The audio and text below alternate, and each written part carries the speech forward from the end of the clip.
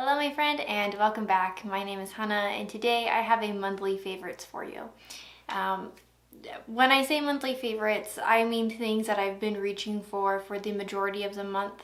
And that could be on camera, off camera, they could be new, they could be old, whether there's something that I'm reintroduced to or something that I'm trying to, I don't want to say pan, but something that I'm just trying to work through. And just kind of gauge if I really like that product, and then sometimes I really do end up really liking that product. So I have I think one item for every category of makeup, I believe. Anything that I mention in today's video I will have linked down below, as well as anything that I'm wearing on my face today. And I really like today's look. Most of the things that I'm mentioning in this video I did use on my face. Not on purpose, but then as I was doing my makeup, I thought this would be a fun video to make. I don't know if I'll do this every month. I'm filming it on a whim. So let's start with the first item, and it is my Bear With Me NYX setting spray. I mostly use this as a setting spray or to get my shimmer shades wet.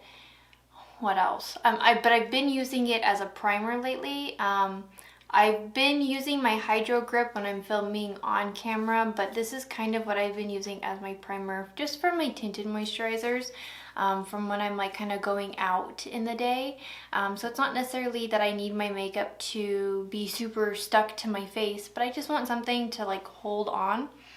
And I find that using it underneath and kind of using it in layers is the best way to use it versus just using it as a setting spray. I think it's supposed to have properties that help, like, it says minimize the appearance of pores. I don't know if I really see that, but it really gives a nice base to my makeup, especially if I'm using brushes. I notice when I'm using primers and brushes, sometimes the brush will kind of like pick it up and disturb it, where when I use a sponge, everything kind of like lays nicely. But I don't know, I've gone through a few of these. This is kind of my go-to setting spray, but to use it in a new way really makes me kind of like realize why it's like a holy grail in my collection. So I really enjoy it. And it's made me realize that like anything that's like a matte setting spray is not for me, because it'll make my skin go crazy. So whatever this like satin finish is best. So for foundation, I've been really loving the Natasha Denona Transformative Pore Vanishing Matte Foundation. I like this more than I like the Foundation X. I actually returned my Foundation X foundation just a few weeks after I had purchased it. And usually the reviews are the opposite, where people prefer the Foundation X versus this one, but I really enjoy this one. I don't know, I think it does more justice to my skin. I think it's a very similar formula to the Foundation X, but I don't know, are these supposed to be like full coverage? I don't know, I wouldn't say that it's like super full coverage, because I feel like my skin still shines through. But it definitely covers up any redness and imperfections that I might have. And it feels like a very like nice foundation. Like, I'm someone that uses a lot of skin tints and like lighter foundations. So when I want to, I don't know, be more, what's the word I'm looking for? I guess more done up, like this would be the foundation I reach for. Or it has been lately. I use the shade 2NY. It says light neutral yellow. I think this is perfect for me. I haven't really found a foundation that kind of leans as yellow but more neutral as this foundation does. I think it's just perfect for my skin. I really like this, and I'm sad that I think it's discontinued, because even when I bought this one at the beginning of the year, it was on sale, and I think it's been on sale since. And now the Foundation X is also on sale. So I don't know if maybe Natasha's just trying to move product, because it's an otherwise kind of pricey foundation, but I don't know if that would ever like stop. Like, I don't know, I feel like even if it's pricey, if people want to buy it, they will buy it. So I don't know, but that's kind of been like a theory I've been hearing, or like she's just gonna have a whole new foundation that comes out. If she has a new foundation that comes out, I probably will be interested in trying it. But but I don't know, if she kept this one, I would also be excited about it. So if I can get my hands on another one, I would probably pick it up, but this one's just about like halfway. And the next item I'm talking about is a concealer. I had purchased this, I think just after I had made the video of my monthly haul, and then I don't know. I've been using it a lot more off camera than on camera because I had other concealers that I was trying on camera, and I don't know, this one just came out a while ago, so I didn't think people really cared. But it's the Kosas, I don't know if this has like a special name, but it's the Kosas concealer. I have the shade 5W. I really enjoy this, and I think I wouldn't say this is like a dupe, because I think a dupe is the cheaper alternative to an item, but I think if you really liked the Born to Glow foundation and you were a shade vanilla, this performs in almost the exact same way. I've been enjoying this for like when I'm, again, just out running chores and errands, and even if I'm just doing like a small, like kind of put my face together for work kind of look, it's really easy to use. Not that it sets too fast, but I noticed that like once I put it on and I blend it I blend it with my brush, it doesn't take too long for it to kind of set where it needs to go. So if you're someone that kind of like is used to concealers that take a while to set, it definitely sets faster than the Born to Glow concealer is what I would say. Because I don't know, for that one I would let it sit for a minute or so and then kind of tap it out so it didn't settle in weird lines and then set it with powder. But this one I can just kind of put it on, and by the time I'm done with this eye is already ready for the powder. So really like this. If you haven't tried it, I would. Like I said, I think I'm in the shade 5, and it's almost the identical exact same color as the Born to Glow vanilla shade. Why can't I use words today? And then another complexion product, or I don't know, is this a complexion product? But I've been really loving this Rare Beauty brow powder, and I didn't think I was gonna think so highly of it. I thought I was just gonna be like, meh, it's whatever, like I have it and I'll use it, but like, will I repurchase it? And now I kind of think it's like a natural part of my brow routine. I've really been loving the brow freeze with the brow pen, and kind of tapping the powder in, in like kind of more balder spaces. But lately, I've just been skipping the brow gel altogether and just been going in with this powder.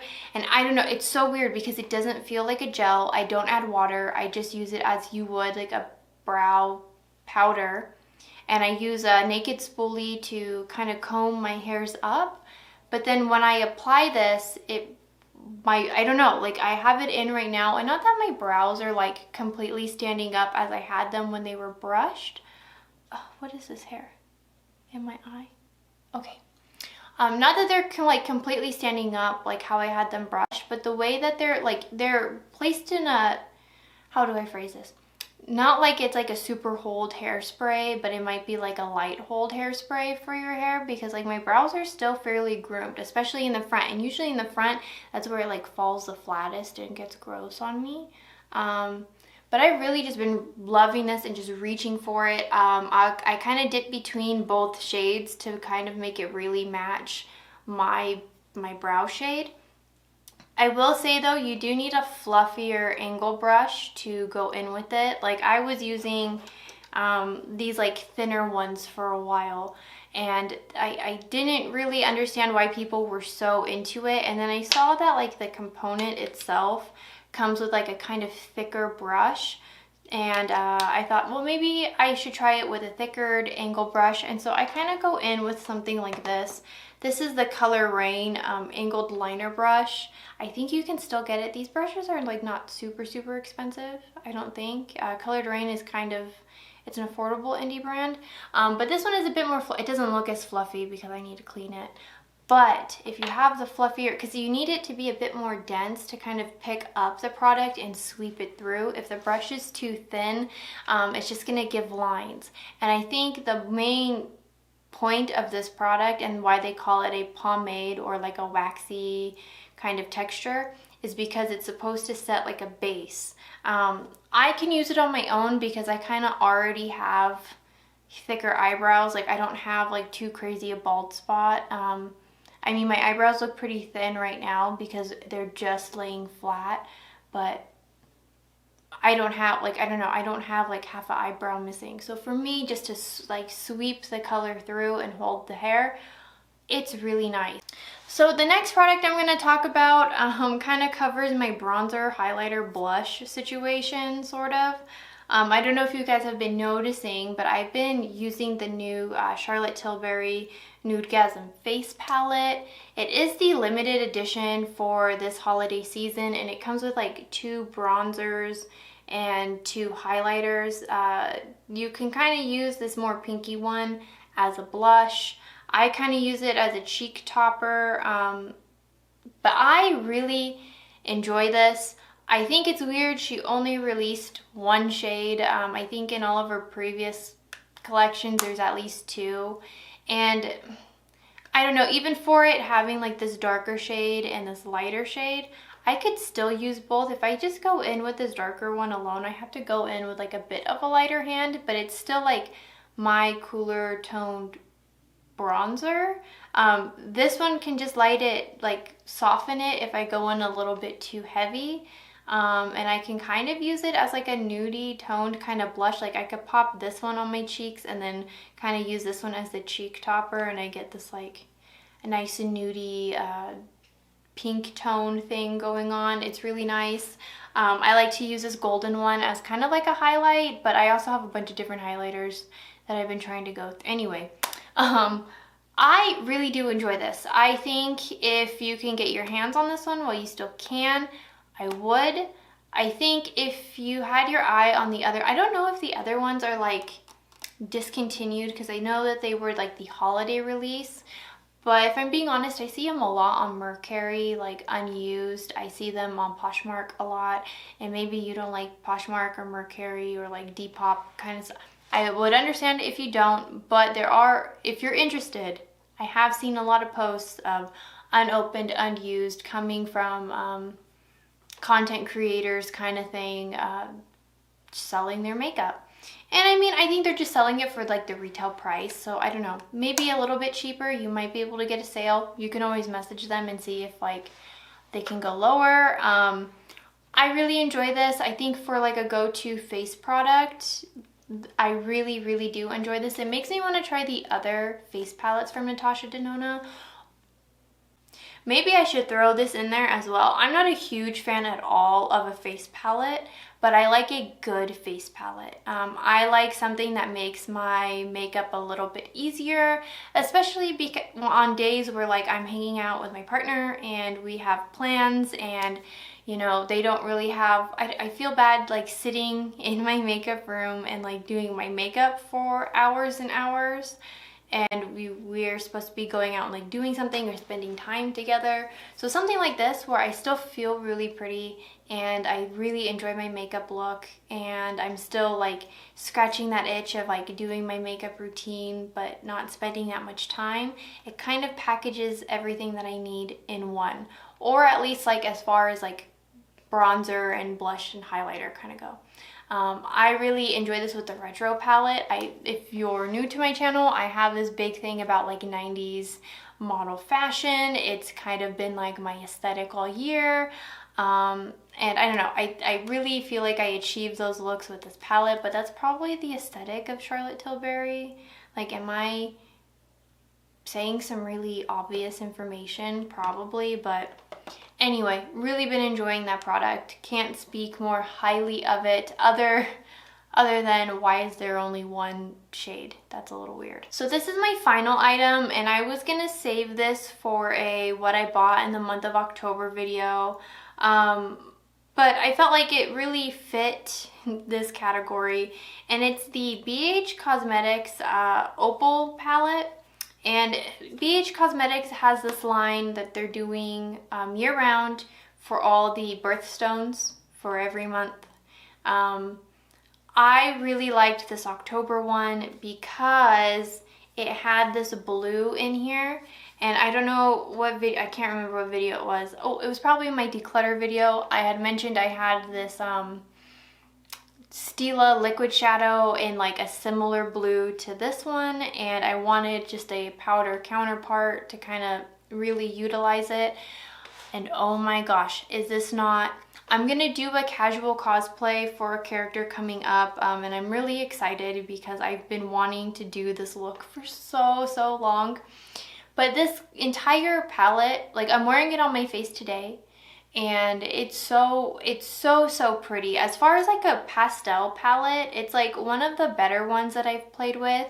Like, the pigment is there, the blendability is there, but you can do so many different things. Like, I've had just the blue shadow on top and then put the green shimmer over it, and it looks really pretty.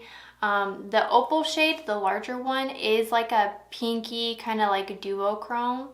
It looks white in the pan, but like, I'm wearing it in the center of my lid, and I'm using the like green shimmer and the like deeper like maroon shimmer to kind of blend it together. But it's so pretty, and I think this is exactly like if you were to look at an opal right under like a magnifying glass, these are the kind of tones and shades you would see. None of the other like birthstone palettes really caught my attention. Like, not enough for me to be like, oh, I want it.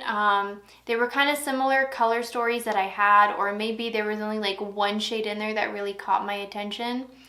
But this one was just so pretty. And I mean, look, it has pinks, and it has this orange, and it has a blue and a green and a duochrome.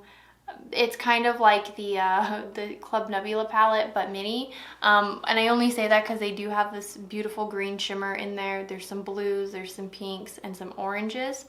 There is this like pressed glitter. I'm not a huge big fan of pressed glitters, but this one isn't so bad. Like, it's just like a white, like you could use it as an inner corner highlight. You can use it on the lid. But I mean, I feel like they could have put something else in this pressed glitter, but I think that's kind of been my feelings on all of the palettes. I'm not a huge fan of pressed glitters. And so those are all the items I've been loving in the month of October. I know that like opal palette is like weird only because it's like a pastel palette right in the center of like Halloween season. But I feel like I do a lot of grungy kind of vampy looks throughout the year, so maybe I'm just living in the opposite world. I don't know. But let me know in the comments down below, have you been using any of these items, or did you have your eye on any of these items? I know that the opal palette did sell out, but then I swear after it sold out and I missed it, like 2 days later it was back in stock. So I got it fairly early. What else? I think, again, except for that foundation, I think a majority of these items are readily available. Like I said, I have links for everything down below, and I would love to hear your thoughts and opinions, and I will see you guys in tomorrow's video. Bye.